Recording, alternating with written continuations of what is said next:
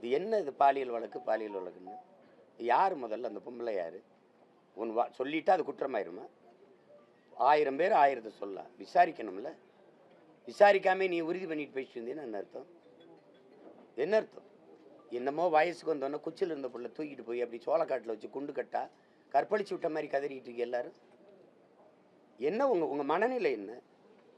இதே சீமான்யா ஒரு சாதாரண இயக்குனர், அவருக்கு ஒன்றும் மதிப்பு இல்லை, படங்களும் இல்லை, வீட்டில் இருக்கிறேன், இந்த மாதிரி வழக்க நீ எடுத்து பேசுவியா? நீ ஒரு முழு அதிகாரமும் சேர்ந்து இதுக்கு சுத்துறிய. ஏன்னா என்னை பார்த்து நீ நடுங்கிட்ட, என்னை சமாளிக்க முடியல, என்ன செய்யறதுன்னு தெரியல, நான் எடுத்து வைக்கிற கருத்துக்கு அரசியலுக்கு என்னோட மோதி ஜெயிக்க முடியல.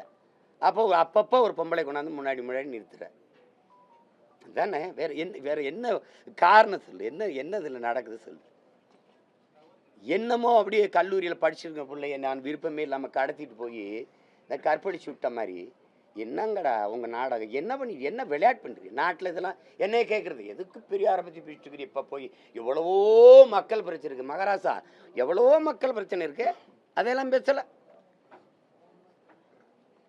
எவ்வளவு திமிரோட இருக்கேன் பாரு. என்னை நீ சமாளிக்க முடியல, என்னை எதிர்த்து நின்று அரசியல் செய்ய முடியல.